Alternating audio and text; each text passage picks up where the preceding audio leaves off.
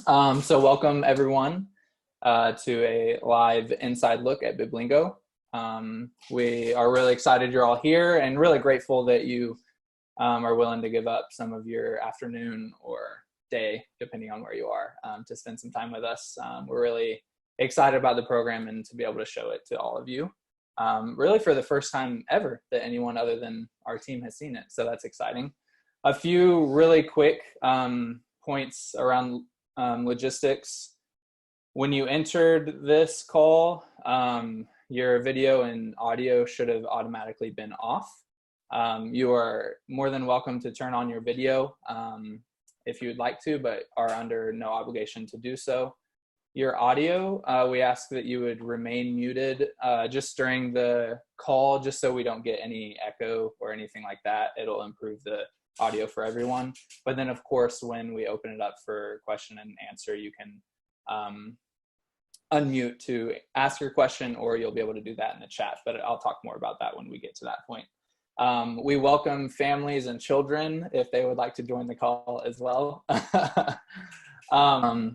So very quickly, just kind of an overview of what we hope to do on this call. We're just going to hear a little bit about the story behind Biblingo, how it came about, why it exists, and kind of what we hope to accomplish with it. And then we'll get a demo of the product. And then from there, we'll open it up to questions and feedback as well. We really hope this time can be pretty open just for conversation and questions and all that kind of stuff. So that's kind of what we'll be doing. And with that, I'll turn it over to Kevin Grasso. He is our founder and really the visionary behind Biblingo. And so he's going to tell us a little bit about that. Yeah, so it's nice to virtually meet all of you. I guess even if Corona wasn't here, this is how we'd be doing it. So for those of you who don't know, I'm living in Israel. I'm getting my PhD at Hebrew University. And I just wanted to start out kind of by talking a little bit about my journey, just how we got to where we are as a company. And a lot of that has to do with, my story. Just so you guys can kind of know, like, who we are as a group and what our passion is and why we're doing what we're doing. We really view this as something that we really want to help people with, and not just we're not just trying to make money. I promise that's definitely not the goal, because we would have been doing other things. But yeah, I just wanted to start out just by talking a little bit about how God kind of instilled in me a passion to know the biblical languages. So I went to seminary for a little bit, but then I really became interested in Bible translation and ended up going to a small school in Dallas, Texas called the Graduate Institute of Applied Linguistics, which is a school that actually Wycliffe, if you know Wycliffe Bible translators, they basically run the school. And they teach people linguistics to translate the Bible. And at the time, I was really just impressed by God's Spirit in just how unique it was for us in the world that we had the Bible in our language. And that was something that, like, we in the West, it's just so easy to take for granted. The fact that we can go online and just start reading the Bible in 800 different English versions. It's just not something that everyone can do. And there are many people in the world that still to this day they have no Bible in their language. And so I was just burdened by this. And at the same time, I have always been into theology and wanting to just know God and know his word. And I realized that many of the the theological discussions of our day are intimately connected with grammatical discussions in Hebrew and Greek. So I realized, on the one hand, that if I want to be serious about theology, I have to study these languages. And then at the same time, I realized that, there are some people that don't have anything. They don't have access to God's word at all. And they also need, these languages. Someone needs these languages so that they can translate from Greek and Hebrew to their language. So I was at GIL, and I was really looking for resources. I mean, at the time, I was trying to do everything on my own, and I would only read the Bible in Hebrew and Greek. I would just like force myself, and it was honestly really, really hard to do. And I was just looking for resources, and was kind of shocked that there weren't any like really solid resources out there for people who just didn't have anything, especially compared to the modern language resources out there. There was no Duolingo or Rosetta Stone or whatever for the biblical languages, and my perspective was we should be leading the way because these are the most important languages in the world. So we should have way better resources than all the other modern languages. I was really just kind of shocked by this. And so first of all, I wanted something like this for myself. I wanted to be able to learn the languages in a way that I could use them actively, and I could read the Bible with understanding. Ultimately, to know God better and to teach others His word. And so that was really my goal. So after I got my MA in linguistics, I came to Israel to do that. So I'm getting my PhD in Hebrew.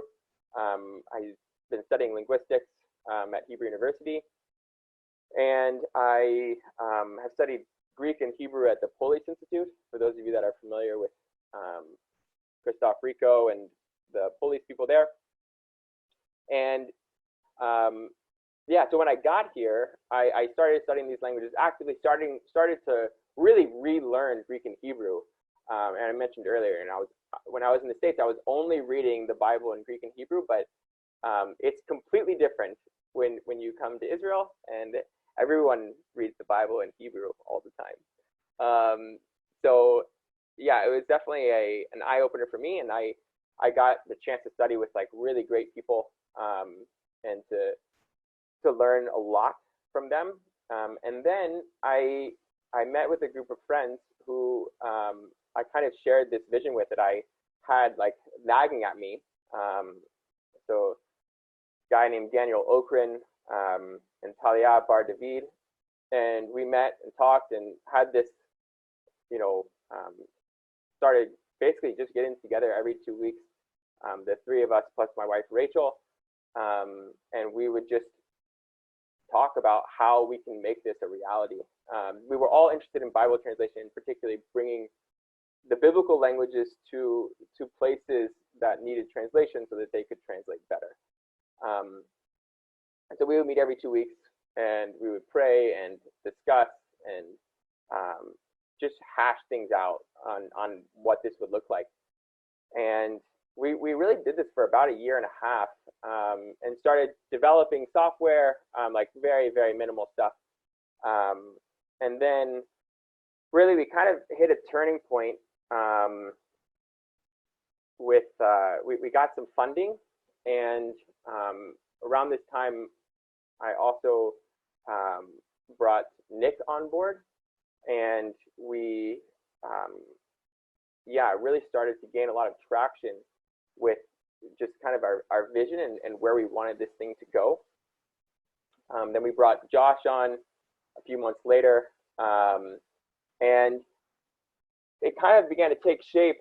A lot of it was actually material that I had developed from teaching a class here in Greek at the University of the Holy Land, and just kind of turning that into videos. So I wrote all these sentences in Greek, and then we just went out and filmed these things. Then it has just kind of grown from there. Just wanted to say like a couple of things too, just about really just to say thank you for all the people along the way.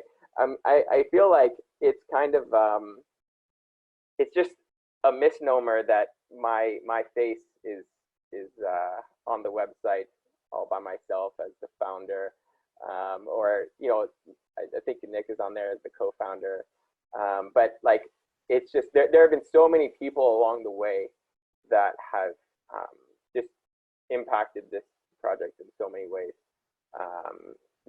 In many ways, it is a story that's intimately connected to my story, but it's also so much of it is just God bringing in the right people.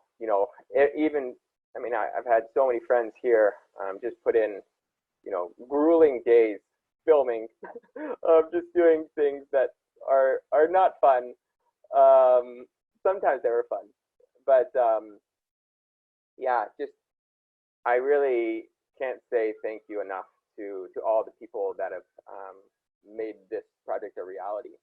And we still have so many people. I couldn't even begin to list all the people that have contributed, and we still have so many people that are contributing now and will be contributing, in the future. But yeah, so that's kind of the big overall picture. Really, the idea is to just bring the biblical world and languages together as much as possible into a virtual classroom, and that's really something unique to Israel in many ways. We have so many resources here to learn the languages in an active way and in context, and I just hope that we can bring that to other people, and so that ultimately it can help them know God better and love him more. So that's kind of the big picture story. Awesome. Thanks, Kevin. I also realized I never introduced myself. My name is Nick Mesmer, and it's probably clear at this point that I'm part of the team here at Biblingo. So sorry, I never introduced myself. And yeah, just to reiterate what Kevin said, here kind of representing the Biblingo team is me, Kevin, and Josh. But like Kevin said, there's so many other people who have contributed and helped out with things. We have a board of advisors, some of whom are on this call, that we're really grateful for and have been a huge help for us. And then many people who have just supported us with encouragement and excitement. Many of you on this call have done that. And so we're just really appreciative of that. So yeah, next is kind of maybe the moment everyone's been waiting for. We're going to unveil the program. So Josh Mann, he has been kind of our project manager and overseen the development process of the software. So he is going to take over and show us the beta version of Biblingo. All right. Hi, I'm Josh Mann. Hopefully you can hear me okay and see my screen. So you should be seeing sort of the Biblingo kind of landing page in the app. Let me just double check. I don't think there's the chat. Let me drag the chat over just in case. So if somebody needs to flag something to me, you'll have to either interrupt or chat something at me, because I can't see, it's not letting me see faces at the moment. But I've been working with Biblingo since near the end of last year, and I have the pleasure of showing you kind of a first look at the app. One little disclaimer is what I've done is put together some kind of demo lessons. So that means that what you're going to see isn't quite from one of our lessons. I mean, it kind of pulls from a few different lessons just to kind of demonstrate what the app can do. So let's look at Greek.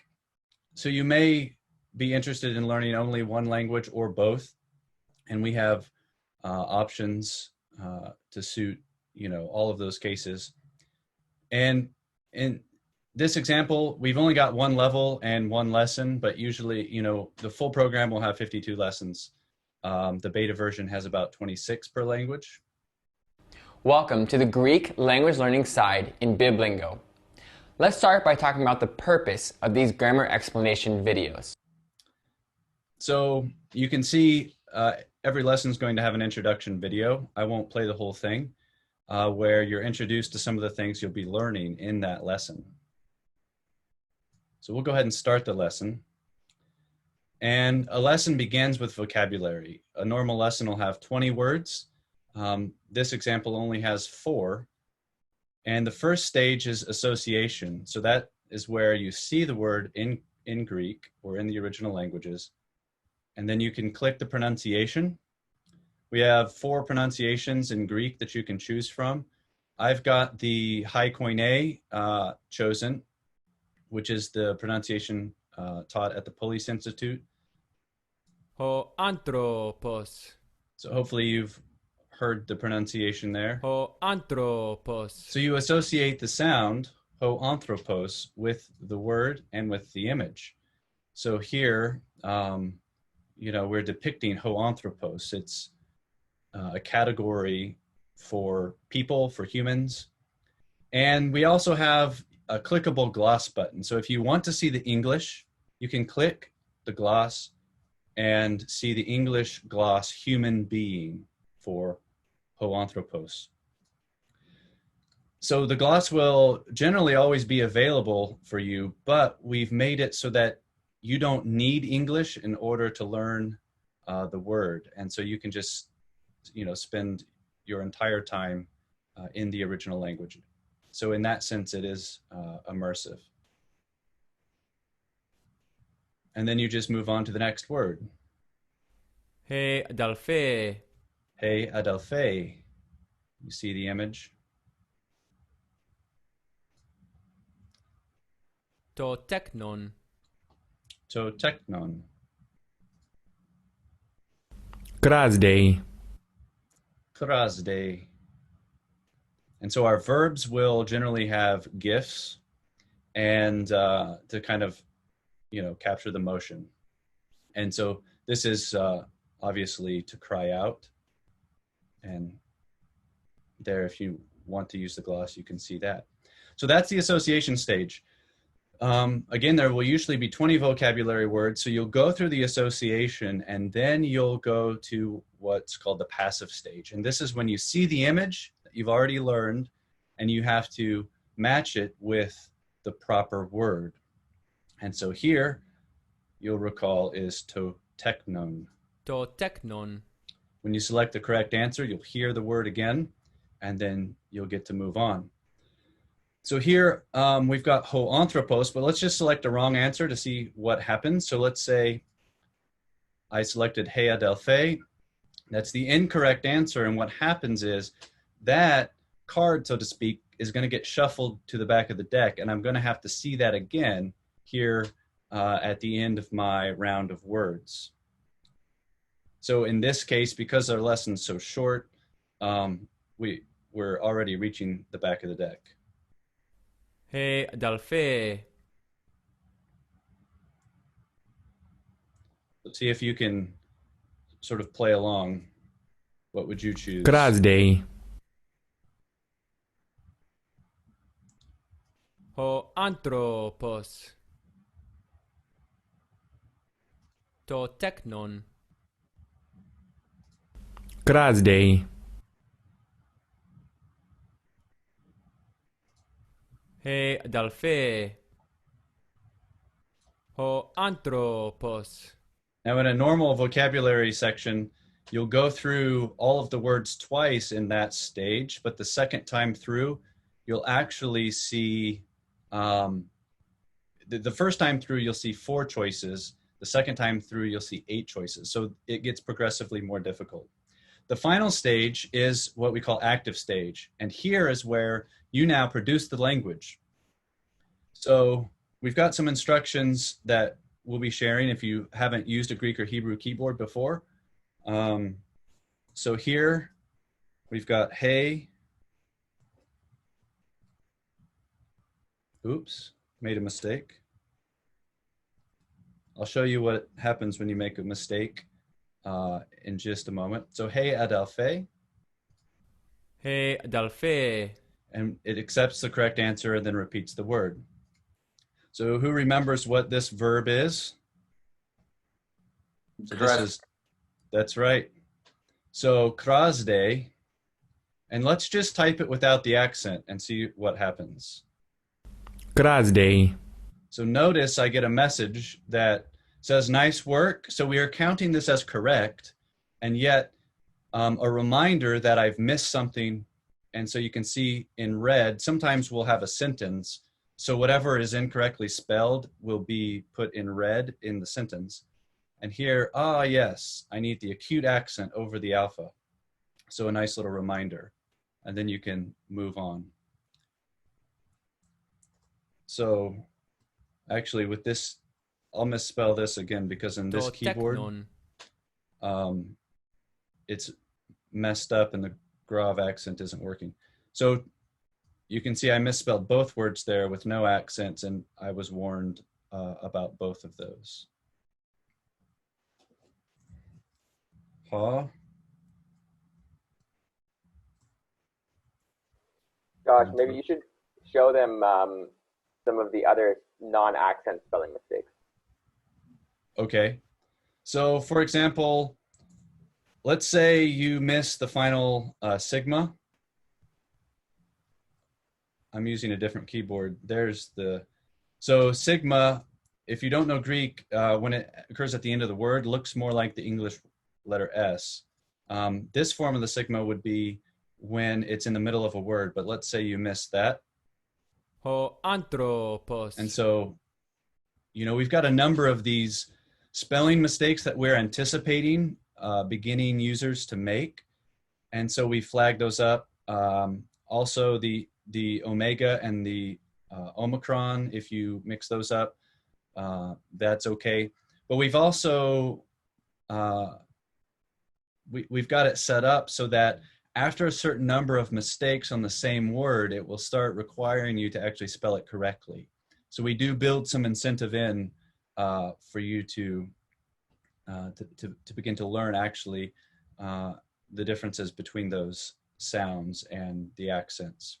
And I'll say, so I have a PhD in New Testament, and I've did basically biblical languages in all my other degrees, but I've never been a great speller because I haven't had to be one. But I can tell you with certainty that I'm becoming a much better speller because of this. So anyway, it's pretty exciting. So there I've completed the vocabulary phase, and then you move on from vocabulary to grammar. And so let's continue to our grammar sentences. Now, if you just look at this left-hand pane, this is kind of giving my relative location within the lesson. So you can see I finished vocabulary, association, passive, and active. Now I'm beginning the grammar phase. Usually in grammar, we'll have 4 topics. In this example, I only have 2 topics. And my first topic, I only have 1 sentence, and that's just for demo purposes. But usually for every topic, you'll have 4 to 7 sentences. And so here's our first sentence. So what we have are these really beautiful videos Anthropos krasdei. to go with the sentence. So you can see we're demonstrating the sentence in the videos. Anthropos krasdei. And this is a man is shouting. If you want to click the gloss, you can. And I'll explain in a moment what these symbols at the bottom mean. So this is the association phase, just like we saw in the vocabulary. So in this topic, I only have 1 sentence, so I'm moving immediately to the passive stage. Anthropos krasdei. So in this case, I see the video and I have to associate it with the correct sentence. Usually I'll have multiple choices here. Anthropos krasdei. And then now in the active phase, we would watch the video and produce the sentence. Oops.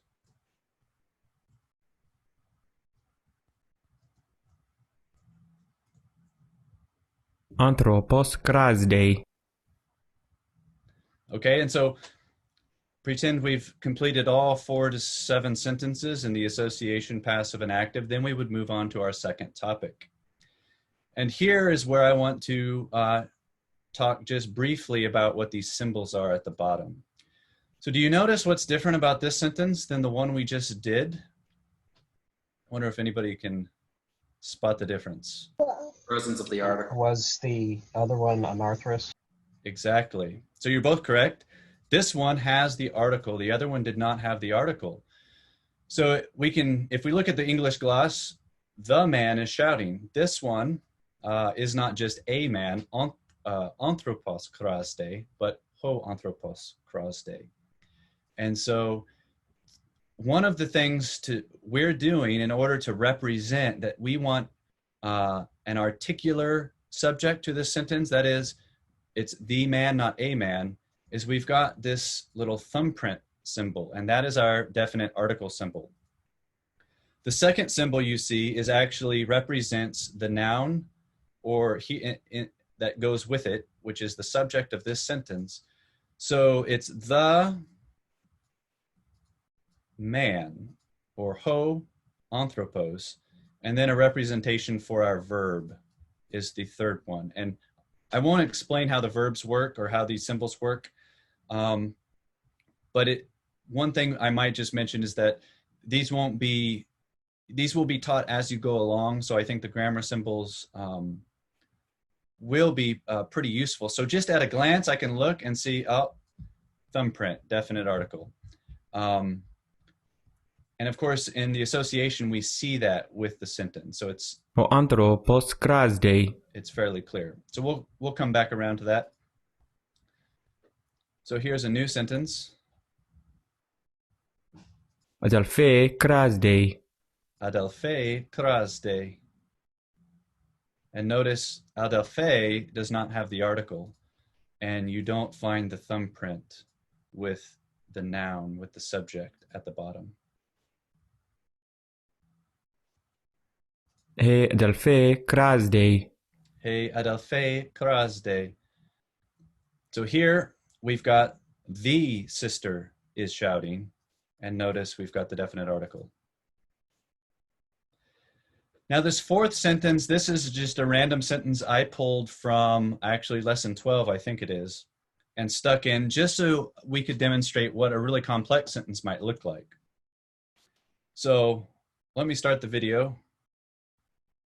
Hai adelphai epon hoti ho georgos ergazdetai.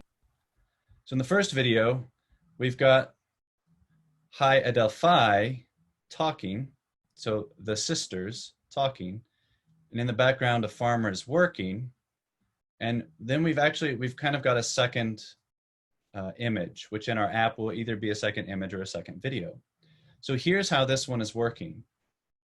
You've got the sisters, so the sentence is, the sisters said that the farmer is working. Here, the first video represents the sisters said. And between the videos, we've got a symbol that represents the idea that they said that. In Greek, if you know Greek, you'll recognize this hoti is basically means that, and it gives the indirect discourse that follows. And that's represented by this symbol. So the sisters said that, and then in this image, we're honing in on what's happening in the background, that the farmer is working. So now if you look at the grammar symbols at the bottom, you can see the way those are working. We've got a definite article with our subject, this is our word for sister. And from the video, we can see that it's the sisters, Hi Adelphi, said, and this is our verb representation for the aorist, that, this content symbol, and then whatever they said, the discourse, what they said will be demonstrated in this second area.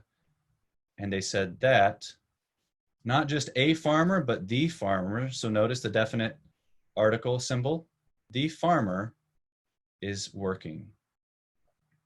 Hai adelphai epon hoti ho georgos ergazdetai. So that's a pretty complex sentence, and you know, the problem with showing it in a demo like this is that we went from really simple to really complex. And in the program, you will have 11 lessons between when you see this one and when you've seen those very simple ones. So there will be time to pick up on some of the things that I've just explained, you know, in short order. So just bear that in mind.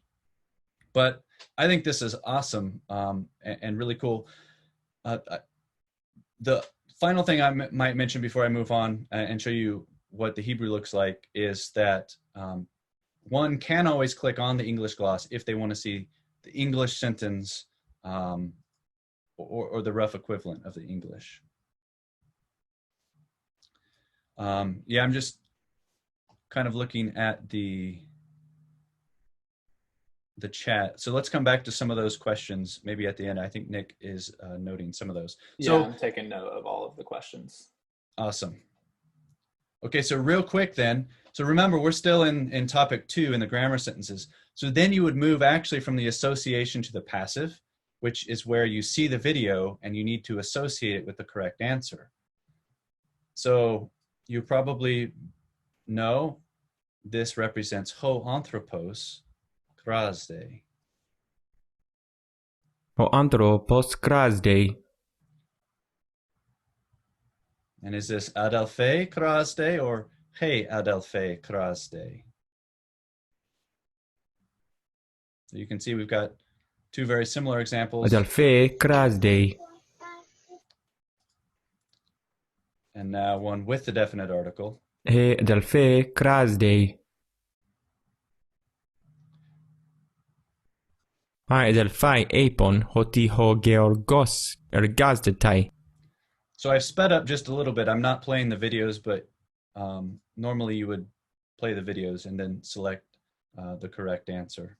Ο άνθρωπος κράζεται.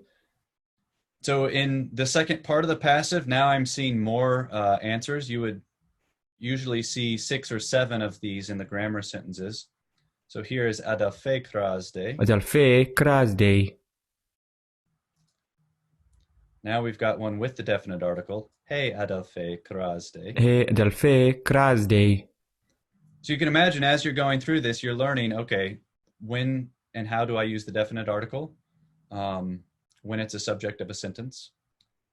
Αδελφάι είπαν ότι ο Γεωργός εργάζεται. And then, of course, we move to the active phase. And so this is where I produce the language.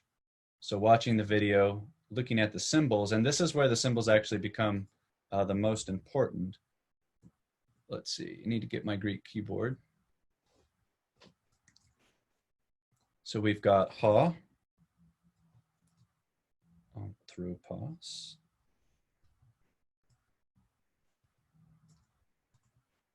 hello.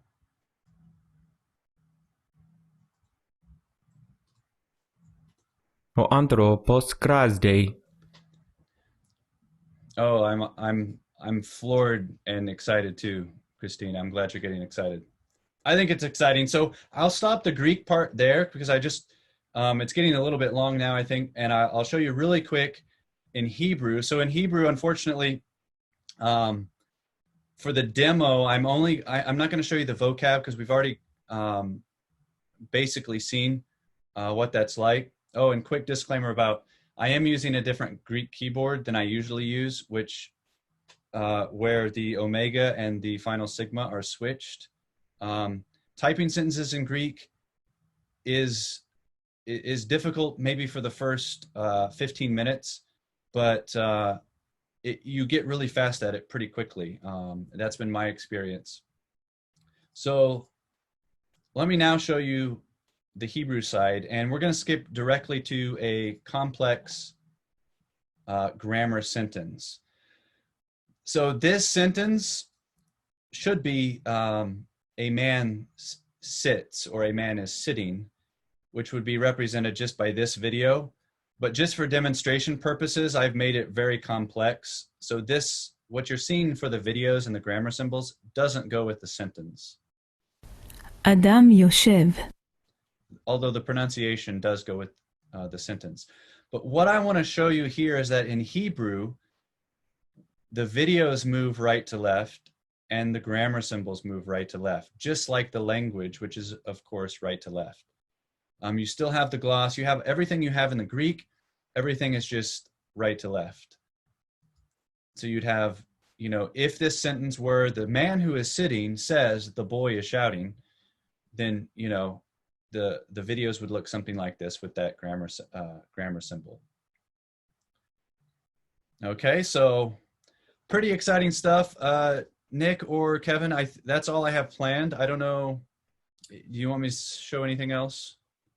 I think that's solid for now, and we have a good bit of questions coming in too, so we could probably transition to Q&A in just a moment. I did want to say, first of all, thank you, Josh, for that demo. That was great. And then I also just wanted to say, kind of a reminder that what you just saw is the beta version. A couple of things with that. One is that it will continue developing it and things like that. But also, that's only what we're calling the language learning module. The full version that we are projected to release sometime this summer will also include 2 additional modules that you haven't seen here because they don't quite exist yet. That would be the Bible reading module and the flashcard module. We have information about that in various places, but we can, if people have questions about that now, we can do that as well. So really quickly, Q&A. So we'll open it up for questions. We've had several come in to the chat, so thank you everyone for that.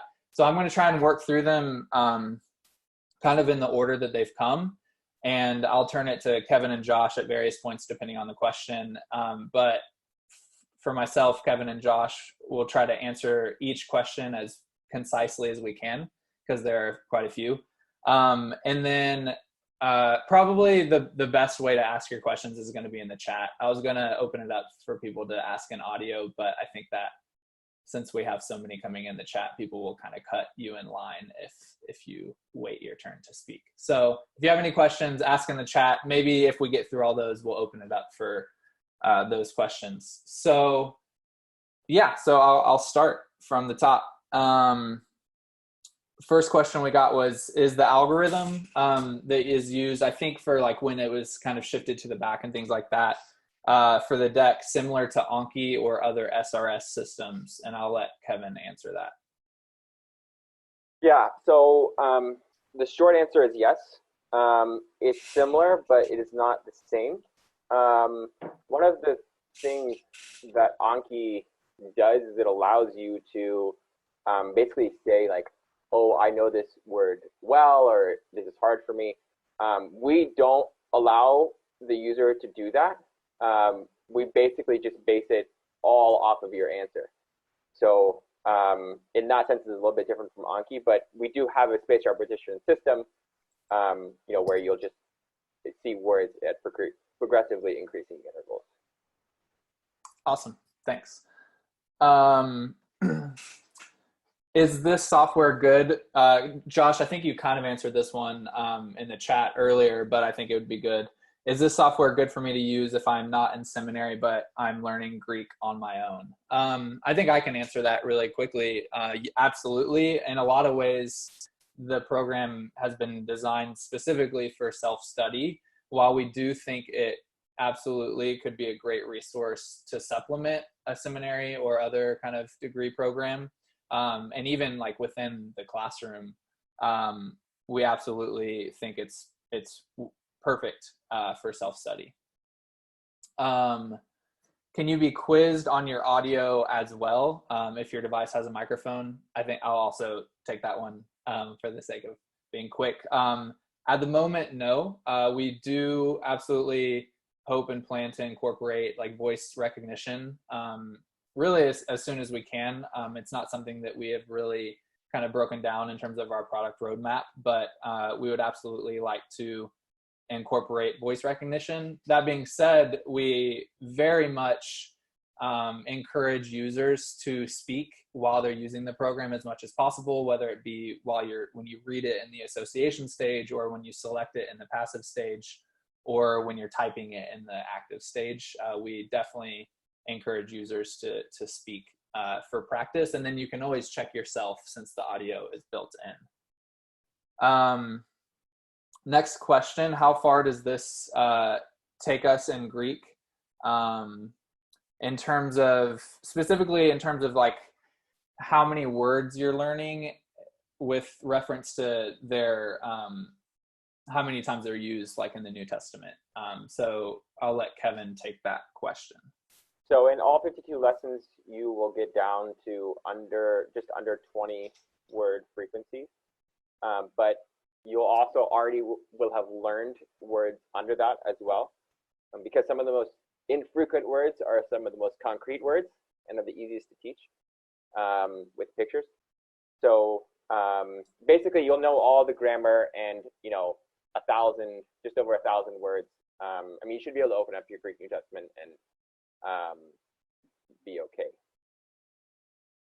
Awesome. Yeah, so will there be any sort of community for Biblingo users to practice conversationally? That's a great question. We actually do plan to incorporate that sort of thing like natively in the app at some point after the release of the full version. It's obviously not built into the program right now. We have considered kind of building such a thing outside of the app, whether it be a Facebook group or something like that. We do have a community for our beta testers, which is anyone who pre-orders the app. And so maybe we can use that community or maybe a spin-off of that community for that sort of thing. But yes, that's something that we would like to do because we think that's a great way to continue practicing. So we'll make note of that right now to make that happen in whatever way we can. So that's a great question. Okay, so this is a couple questions in one. So will there be / is there an app, and can I use my login for both mobile devices and laptop? So so I think what's being asked is there a mobile app? For the beta version, so what we're building right now is a web app, which means that you can technically access it on any device with an internet connection. The beta version is going to display best on a normal size laptop. We have tested it on a normal sized iPad in landscape mode, and it worked pretty well, but it's definitely not optimized for smaller screens right now. The full version of the program will still be a web app, so accessed via internet, and it will be better optimized for smaller screens. And then after the full version release this summer, we're going to get started working on an actual mobile app that you'll get in like the App Store and things like that will be very optimized and built specifically for mobile. And when that happens, yes, you'll be able to log into both versions with the same login. And just to piggyback on that real quick, so you will be able to log in immediately. So let's say you're on an iPad or an Android tablet, your login will work fine. And I've even been logged in on a desktop and an app and a mobile device at the same time. So there shouldn't be any limitations to that. It will just be a matter of making sure the screen is big enough and in landscape mode to sort of, display, because we've got so much going on. Awesome. Thank you for that. Trying to keep up with questions coming in and adding them to my list. Maybe I'll just keep moving on. Are you able to adjust the speed of the audio playback? I'll turn that to you, Josh. So it is not natively in the app. Now you can sometimes get a browser plugin and kind of cheat and you can actually modify the playback of videos and audio in a browser on any website, but not built in to the native app at this moment. It is a feature that we've got in our backlog, which means you can be looking for it for a full release, because we did think about some users maybe wanting to slow the audio down and that kind of thing. So good question.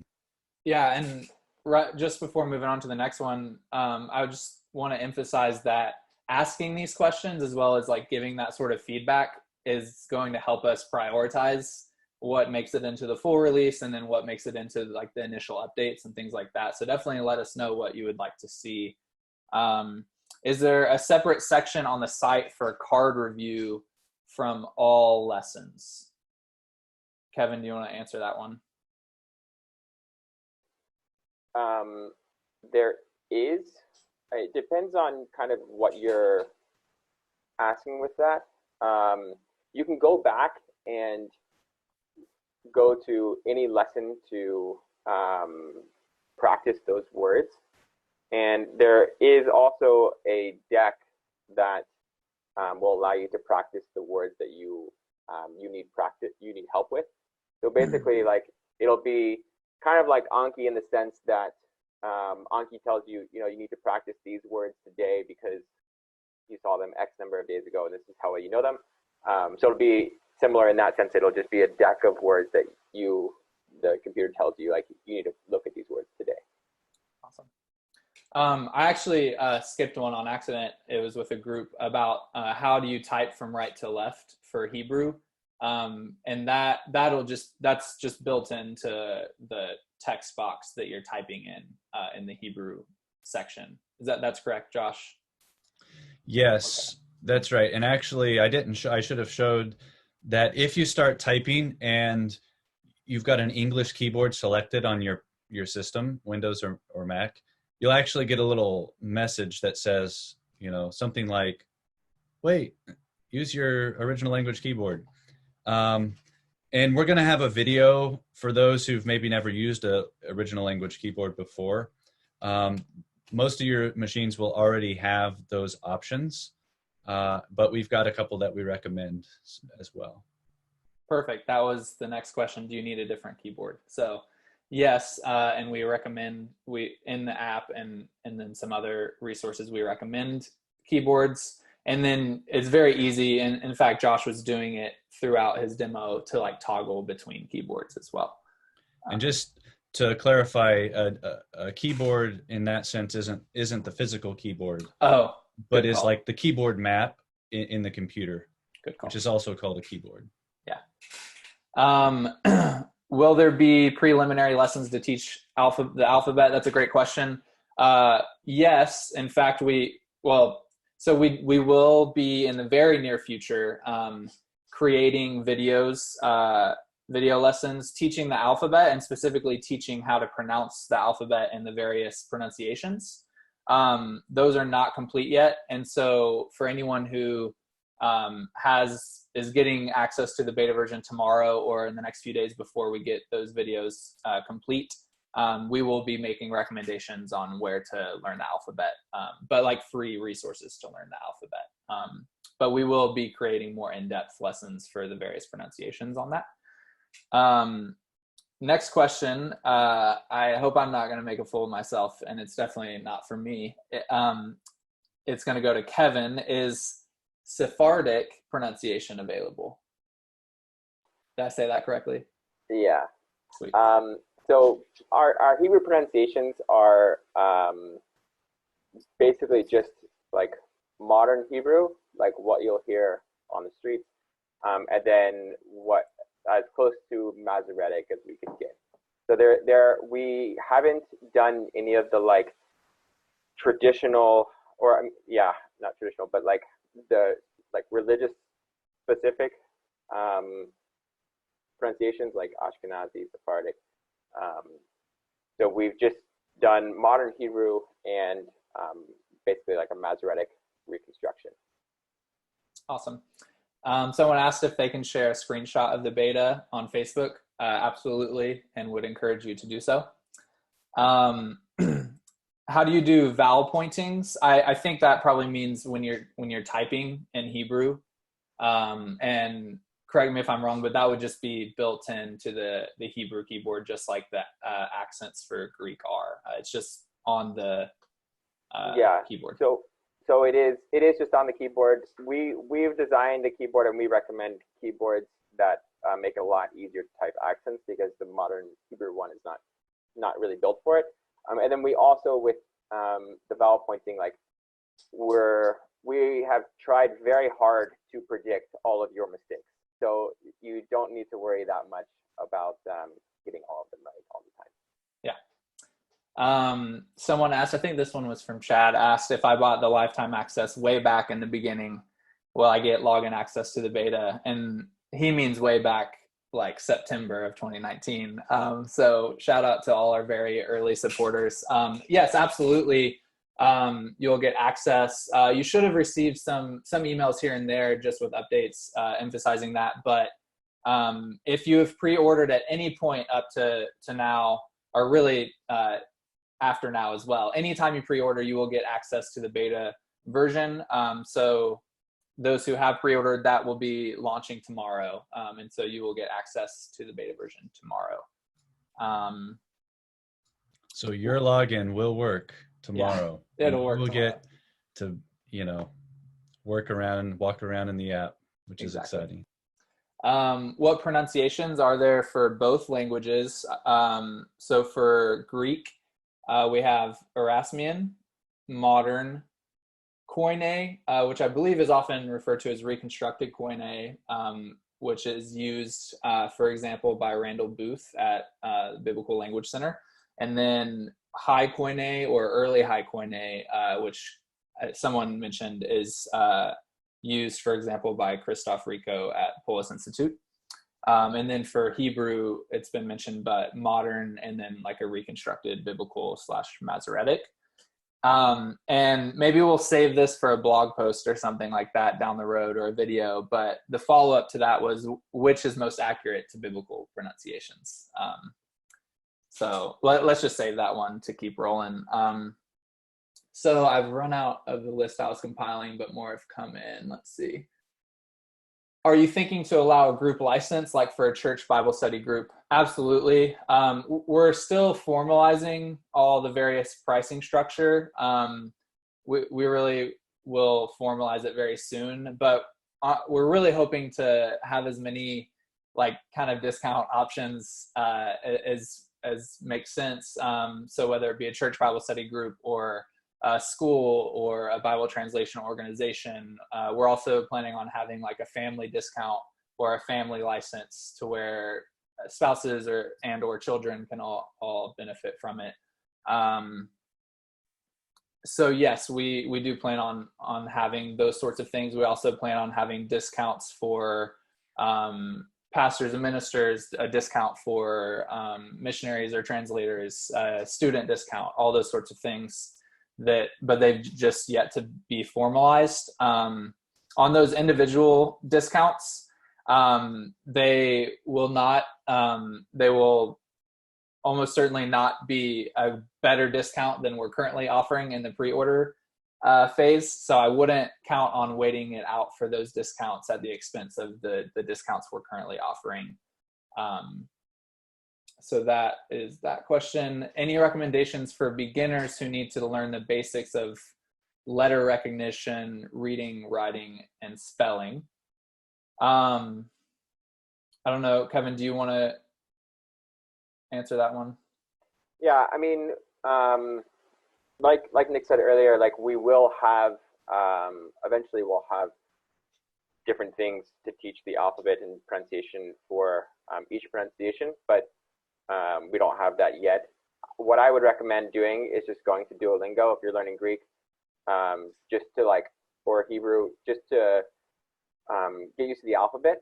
And then, once you get used to the alphabet, you come back to Biblingo, it doesn't really matter what pronunciation you use, you'll quickly get used to it. And then, just continue on. I mean, the thing with the alphabet too is you will pick up on it very, very quickly. As long as you're hearing the words a lot, you'll just internalize it. Yeah, what is the most helpful feedback we can give as beta testers? Anything and everything, really anything. We're trying to build a program that people find helpful and love. And so anything that you would find helpful and love, we want to know about. And that is just one thing I would emphasize, that it's a really cool opportunity to be a part of the beta tester community, because you really are playing an active role in what Biblingo becomes. And So- if I can add to that, if you want to keep a piece of paper by your desk, or if you're more digital, just a notebook open on the computer or something. That didn't sound very digital, but and just, if you see something that looks wrong, I don't think you'll find a lot like that, but just note what the word is, or if it's topic 1, sentence 2, that kind of thing. And that'll just help us, move that to the top of the list. Yeah. That'd be great. Just to note too, when you're inside the app, you can always ask a question about a question, so you can talk to us. So if you say, hey, I don't understand this, or I think this is wrong, you can click on the question button, ask us a question, and we'll get back to you on that specific question. And last on that, we have the Facebook group for beta testers as a place to share as well as dialogue with other users, and we'll have good systems for how to share feedback and stuff in there. I'm losing my spot in these questions. Okay, great question here. Duolingo, for example, has several types of matching and quizzes, and so the question is, will Biblingo add more types of learning experiences? Kevin, do you want to take that one as well? Yeah. So yes is the short answer. The two big ones that we've talked about are what we're calling a fluency drill, which is basically will force you to produce morphology and learn it more as a vocabulary item. So you'll have a sentence and you'll be missing, the ending of the nominative case, for example, and you'll have to type in just the ending of the nominative case. And so you can basically do that with all the different kinds of morphological features of Hebrew or Greek. So it'll force you to learn those sorts of grammatical endings better. So that's one. And then another one is stories. So Duolingo actually just came out with reading stories, and so we will as well, as soon as we find the time. So it's in progress. Mm-hmm. I mean, we're hoping in the next few months to start rolling some of those out. Yeah, and then of course with the full version, the Bible reading module and flashcard module.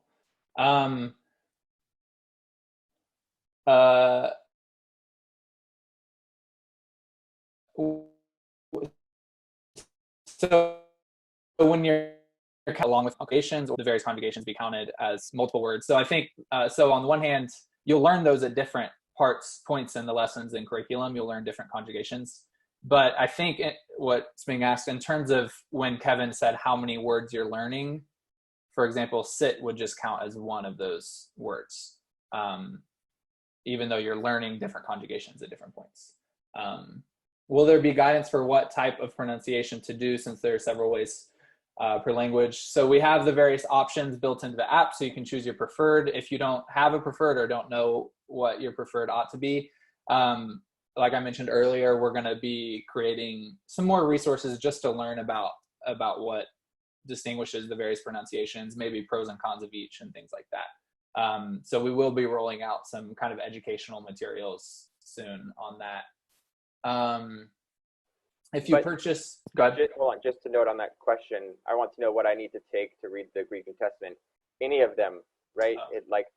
As far as reading the Greek New Testament, it doesn't really matter what pronunciation you choose, in the sense that what you really need is just to gain proficiency, and how you say the words is gonna vary, right?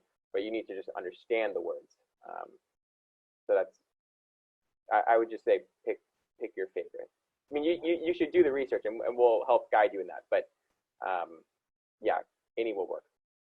Awesome. And we're getting towards the end of the list too, just so everyone is aware of the questions. Maybe everyone can see all the questions as well. I think that might be the case. If you purchased a 6-month subscription but haven't finished all of the lessons, will there be any kind of discount if you need another 6 months? That's not currently what we have in mind with the pricing structure. The real way to get a bigger discount is to basically get a larger subscription time up front. So rather than getting the 6 month, if you do the 12-month, you'll get a bigger discount. We'll take, I hadn't thought about that, so we can take it into account, but for the time being, that's not what we have in mind for the pricing structure. Is this app helpful for students who have already completed a Hebrew 1 course? Yeah, and maybe Josh and Kevin will want to touch on this as well, but it really is helpful across the spectrum. So you can start from complete beginner. As you saw, the beginning lessons are very simple. Josh has mentioned, just from his personal experience, even working on it, as someone who holds a PhD in New Testament, just the active approach to learning the languages has really helped him sharpen his skills. So really across the board, and then especially when we roll out additional features and the additional modules, you really are going to be able to reach a very advanced level of proficiency just with the app. I don't know if that's sufficient, or if Kevin or Josh want to say more about that. Good. Yeah, sorry, I'm trying to keep up. If I did miss any questions, you can either let me know, or we're recording this and all the whole chat is sent to me as well. So I'll make sure we answer the questions somewhere and post it everywhere on our social media and everything. Is the Hebrew keyboard map included in the software? So that'll depend on which Hebrew and Greek keyboard you choose to download, but usually whichever one you download, it'll come with a map that you can familiarize yourself with. And in the app, there will be a link next to that active box where I was typing in words, and you can click the link, and that's our instructions for the keyboard. So which points you to a specific place you can download a keyboard if you don't already have one, a keyboard map. Keyboard map. Yes, I probably have missed some answers, and we will be emailing a video recording out, and we'll post it on social media as well. No Attic pronunciation. Early High Koine is pretty close to Attic, but Early High Koine is it's pretty not close. the same, but it's pretty close. But yeah, short answer is no. Sorry. Short answer is no. If there's enough demand for anything, we'll probably do it. So back to the keyboard. Does the software just use the physical one I just have, or do I have to purchase a separate one? So you don't have to purchase a physical keyboard. You download like a keyboard map that just changes. Instead of when you hit the A key on your physical keyboard, it will type a Greek or Hebrew letter rather than English. If a seminary requires a placement exam, will this be enough to show proficiency and not require undergrad language study? So if it's a placement exam and you don't have to show like a certificate or anything, then absolutely. We believe that you can reach a level of proficiency that would allow you to ace the exam. Of course, if it requires an actual like certificate or a degree, then at this point, no. Though we have in mind to see if it would be possible for us to be accredited through various things. So, and it's always worth talking to your admissions office or registrar or whoever's directing your program, because I have experience teaching some online classes where some schools do actually accept them for credit, even though the organization I was teaching for isn't technically accredited. So it's worth having that conversation. Yeah. Kevin, will you teach all the verb patterns? What will be some of the last lesson topics in Hebrew? By verb patterns, I assume you mean binyanim. Well, and like the variations of like the irregulars in the binyanim. Yes, is the short answer. Some of the last like topics for morphology will include people producing like object suffixes with different all the different binyanim, which actually can get quite complicated. But yeah, so you will, in both Greek and Hebrew, you will exit the program having seen all the forms you need to read the New Testament or the Old Testament. Kevin, you might want to take this one as well. Will there be any plan, we've kind of touched on it, but will there be any plans on adding some advanced courses once someone has finished the 52 lessons? Yes, definitely, is the short answer. But we've also designed specifically the Bible reading side for you to be able to go through the text in Hebrew or Greek, and you can add any word you want to a flashcard deck. So you can kind of progress on your own pace. So once you know all the grammar necessary for reading, you'll basically want to just start reading as much as possible, and then adding words to flashcard decks, through the spaced repetition software, learning them well. But we are planning on rolling out some more advanced lessons, but I don't know. I mean, a lot will depend on the demand for that and how quickly that gets done. So a series of questions here. How many semesters is the 52-week course equivalent to? Are you basically giving us the first 2 years of Hebrew and Greek? So the 52 lessons per language, in terms of the amount of vocab and grammar you're learning, is about the equivalent of 2 semesters per language. So like the 52 Greek lessons is about equivalent to 2 semesters of Greek, and the same for Hebrew. So 2 semesters per language, 4 semesters total. Would you anticipate this being something a person would learn it and finish, or something to be a resource you might want to have access to over more time? Great question.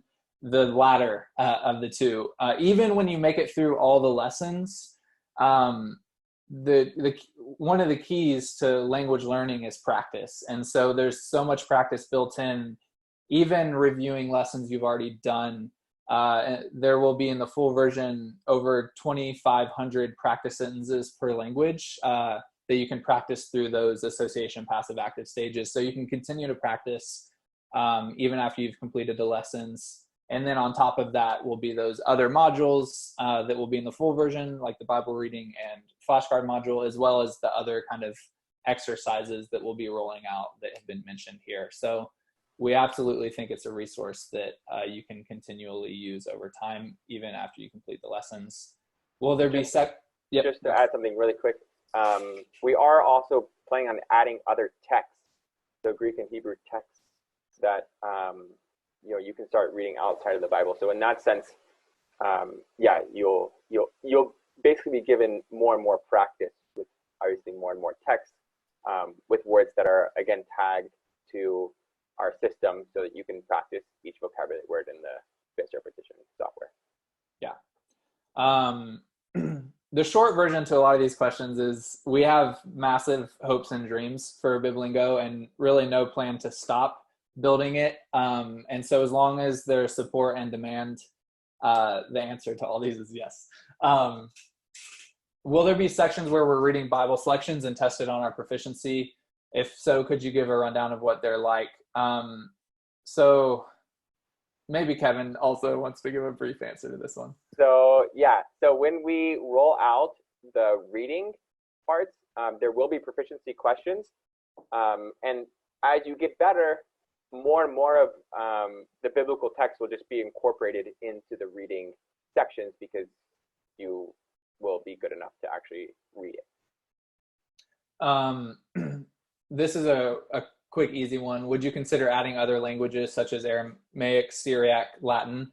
Yes, that's definitely in the plan. Again, a lot of these demand is going to shift how we prioritize things, but I think Aramaic is towards the top of the list. We've also considered other Semitic languages such as Akkadian and Ugaritic. Latin, I think, is up there, but I don't know if it's as high up, because there are a lot of really great Latin learning resources, even with this active approach out there. But yes, and demand will determine how we prioritize those. How deep will it get into syntax looking forward, Kevin? Sorry, Josh. These are just a lot of Kevin vision questions. I'm not sure what you mean by looking forward, but the grammar explanation videos are pretty dense.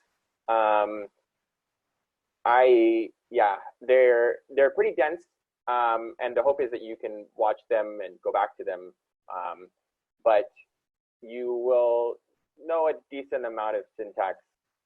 Also depends on what you mean by syntax, so I'm not really sure exactly how to answer the question, but you're basically going to go through like an introductory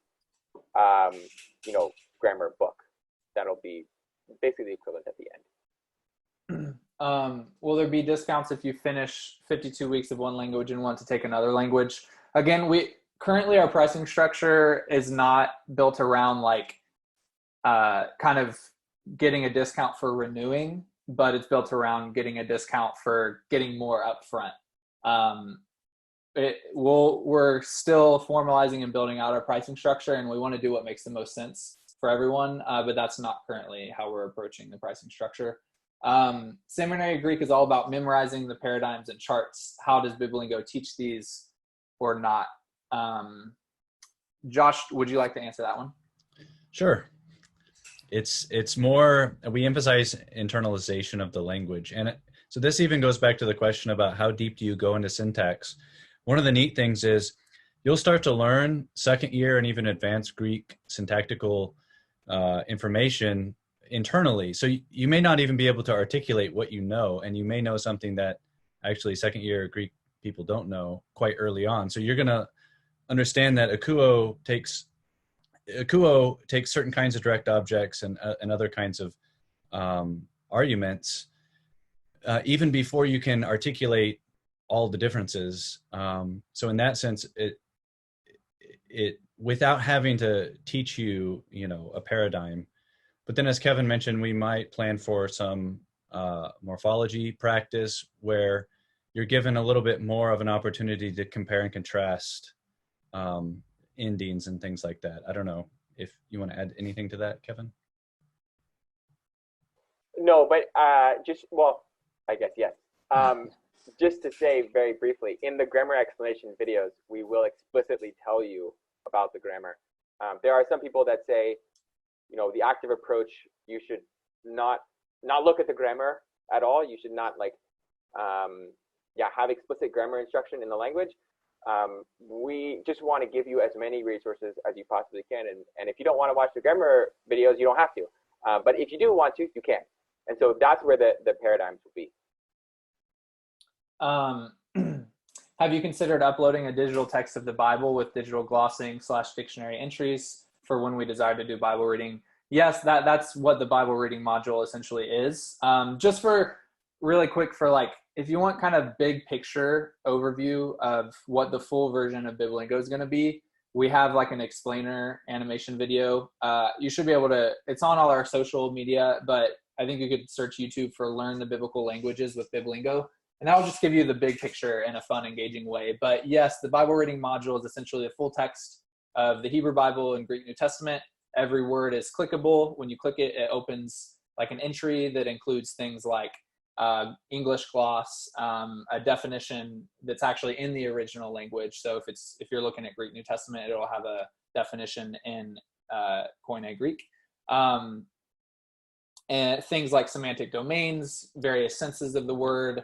We're also going to include the audio for the word and image / video / GIF, depending on what kind of word it is. Of course, some of those things will take time to fill up all the words with images and everything, but that is the plan for the Bible reading module. Excellent. It is very excellent. Will we eventually have text like the Septuagint? Again, very much on our roadmap and very much determined by demand to incorporate Septuagint as well as other texts, which I think people ask about in some other questions. Just real quick, Cairo, can we get that? Can we record that? I think that'd be good for when you complete a level. We have Cairo saying, excellent. Excellent. Just we actually have it recorded here.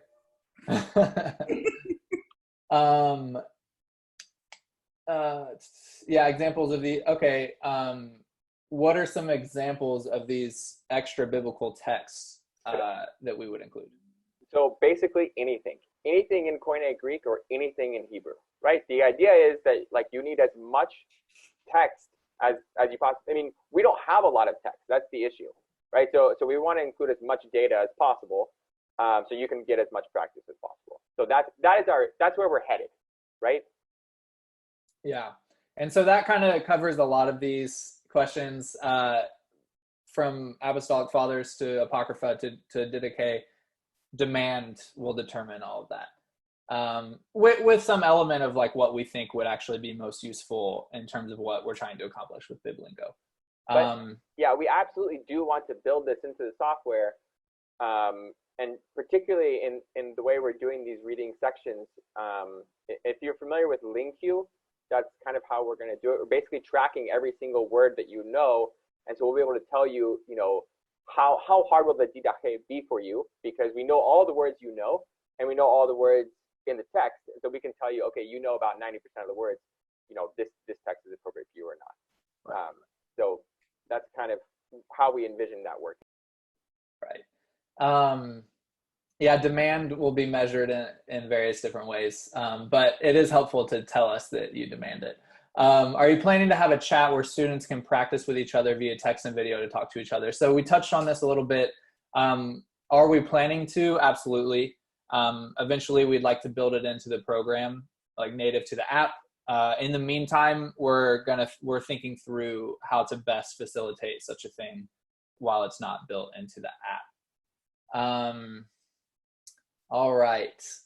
Any likelihood of ever getting around to Latin also? Again, it's possible. It's there. It depends on demand for it. Like I said, I think it'll be in a lot of ways dependent on demand, in other ways dependent on what we think is most helpful. And I think Latin, there are a lot more resources out there for Latin, even with this active approach, than the biblical languages, as well as some of the other related ancient languages. So Latin is a possibility, but I don't know if it's as high up on the list.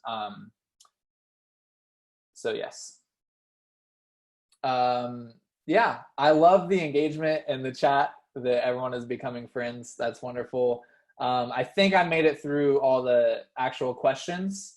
Does anyone have any other questions they would like answered or feedback? I know there's been some feedback in the chat, and like I said, this chat will be downloaded by us, and we'll be able to look through not just the questions, but also feedback and requests and things like that. Pricing is all on our website. It's a bit complicated just because we're kind of trying to offer a lot of flexibility with it. So you can go to biblingo.org/pricing to see the various pricing. How can we pray for you guys? That's a great question.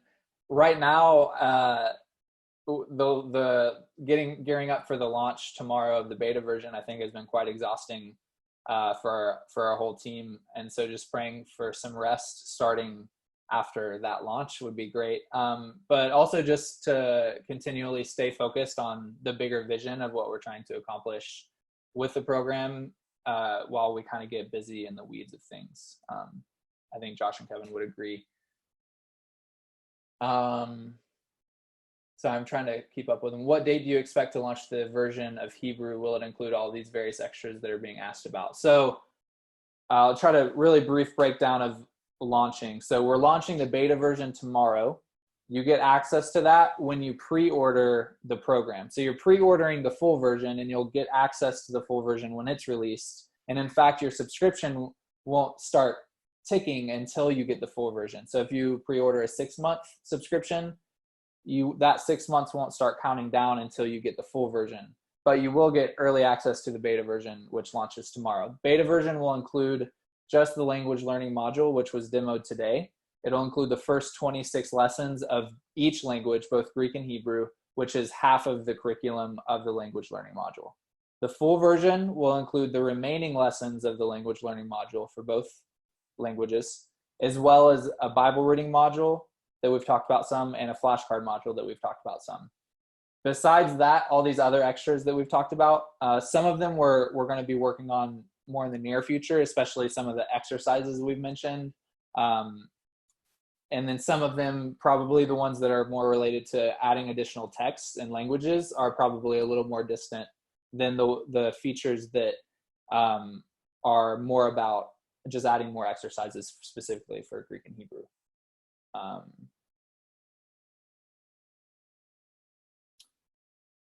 Are you gathering usage data to improve the questions and such? Maybe Josh, I think you could probably touch on that pretty well. Gathering usage data. Yeah, we'd like to gather a lot of data on, so that we can track, is there something that students particularly are struggling with? Is there something we need to change the way we're teaching?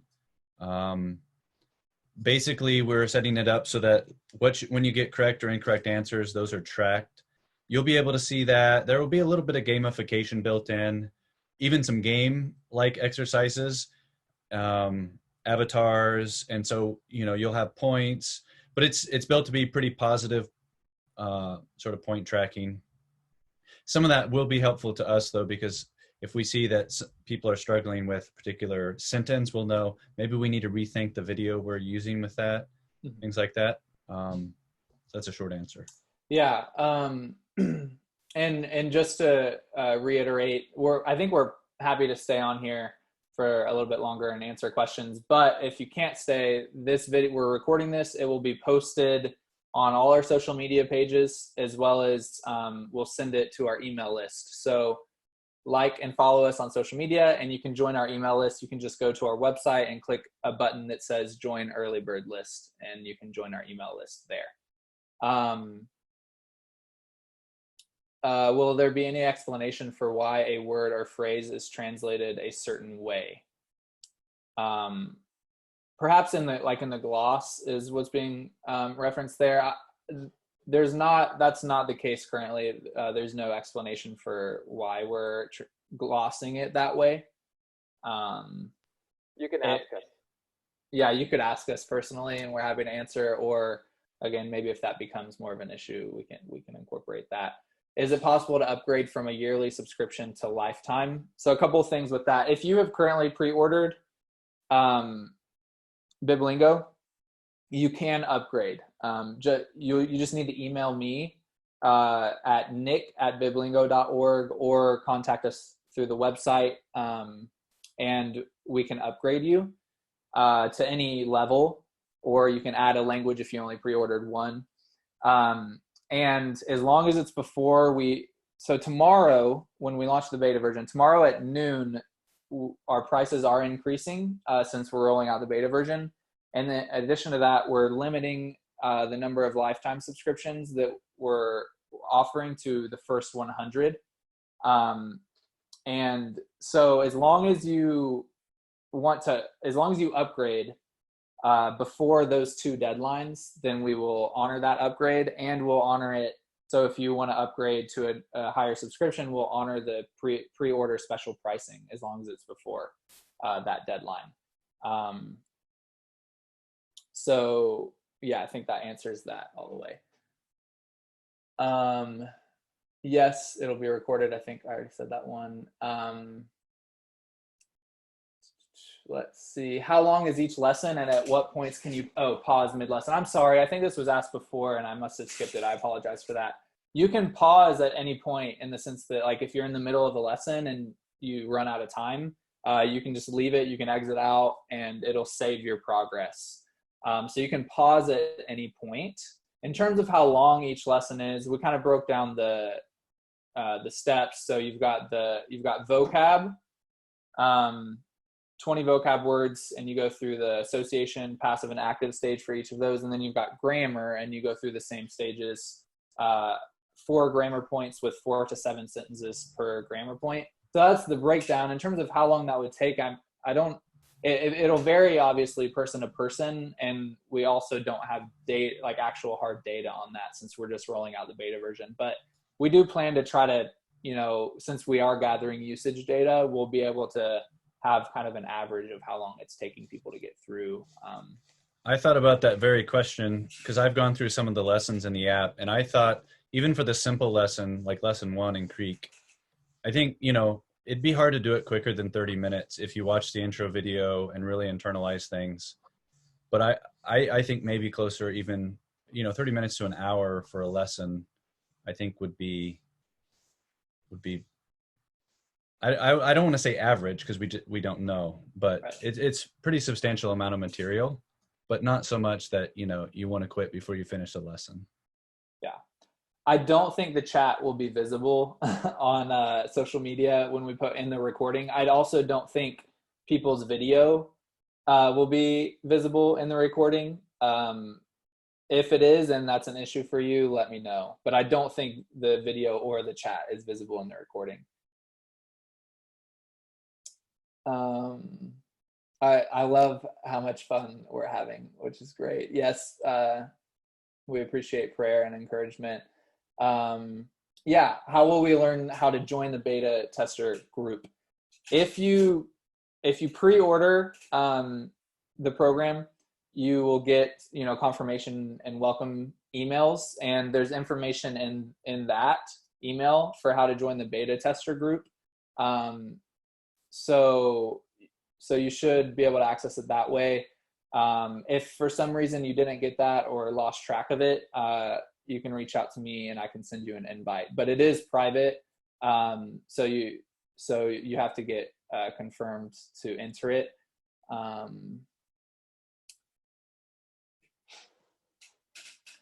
Are there any printed grammar / syntaxes that may well parallel the instruction, for example, mounts and others?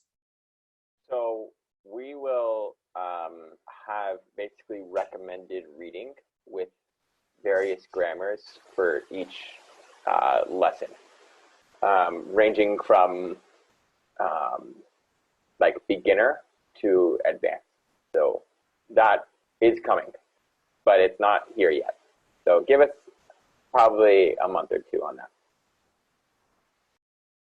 Yeah, and I know we've said a lot like, oh, we're going to do that. And we're not just saying that. Every time we've said that, it's because it's something that we already have discussed and have on our roadmap.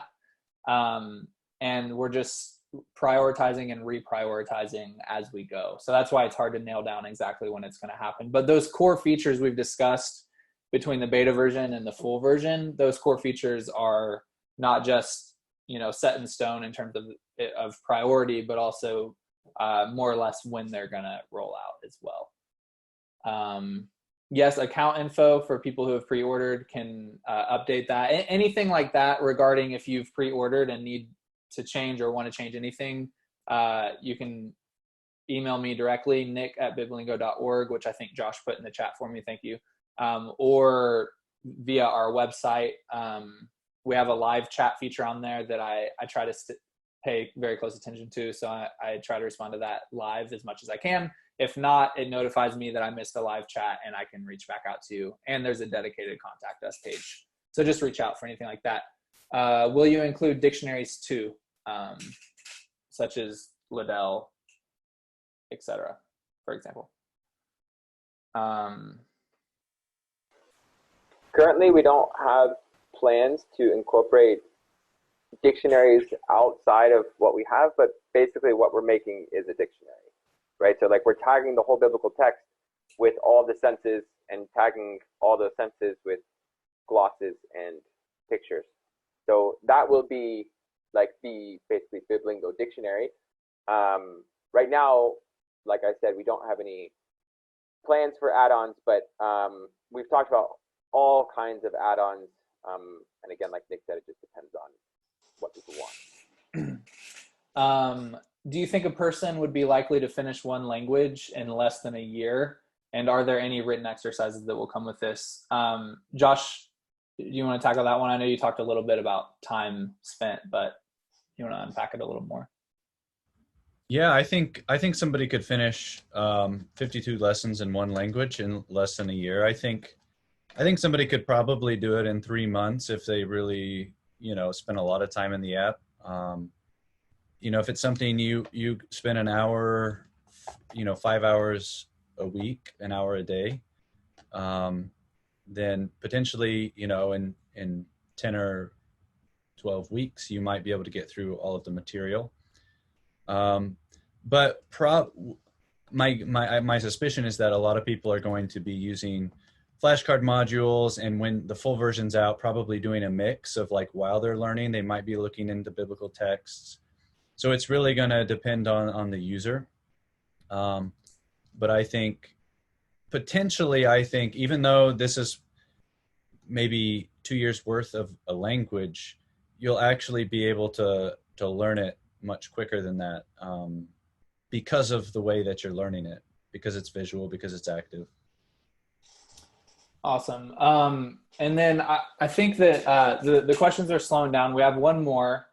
And I think we're going to make that, in fact, I'm going to officially declare that that is the last question for this, because we do have a beta version to launch tomorrow. So I know we need to tie up some loose ends as a team there. So one more question. That being said, like I've kind of mentioned here and there are various other ways to ask questions, to offer feedback about anything that you've heard. So please do that, whether social media, email. I pay very, very close attention to all of the channels that you can reach us at. So definitely do that. And then again, just so nobody misses it, tomorrow at noon is when the current pricing is going to go up to the full prices, which are also specified on our pricing page, so you can see what they're going to be changed to. That's tomorrow at noon. So you can pre-order up until that and get that pricing and or upgrade up until then. The lifetime access option will continue past that deadline up to 100 of the lifetime access orders. Just in case anyone's wondering, there's still, we're not like at 99 or anything like that. There's still plenty of those left, but of course we don't know how long those are going to last, but you still have that option. So with that, last question, is the vocabulary introduced according to the use of biblical frequency? Kevin? No. So the problem is that, again, I think I mentioned this earlier, some of the most concrete words that are easy to teach with pictures are not as frequent. And so and we're teaching it based on morphology as well. The short answer is no, but you will eventually get to the point where you'll see all those words. It's just that you might not learn them first. Awesome. Yeah, so that's going to wrap up the question and answer. And just to reiterate pretty much everything again, this is being recorded. It'll be sent out on social media and email. If you are here, that means you registered. So we have your email. I will email it to everyone who registered, but that does not mean you're on our email list. So we don't want to email you other things that we email out unless you want to receive that. So you would still have to subscribe to our email list if you want additional things. But since you registered for this, we'll send you the video for this via email. It'll also go out to the rest of our list and all of our social media. Again, feel free. In fact, we encourage you to send us more questions, comments, concerns, feedback, requests, all of that in whatever way you wish. And don't forget about the pricing and lifetime access deadlines tomorrow, and lifetime up to 100. So yeah, I believe that is all. Any last words from Kevin and Josh? Thank you, everyone. Yeah, thanks. We really appreciate it. And yeah, any prayers? I mean, the real hope is that we can all know God better and love him more. So that's our prayer for you guys, and we hope that's your prayer for us too. Yeah. Awesome. Well, thanks again, everyone. Thanks for showing up and staying for a good bit of time. We appreciate the engagement and the questions and encouragement. So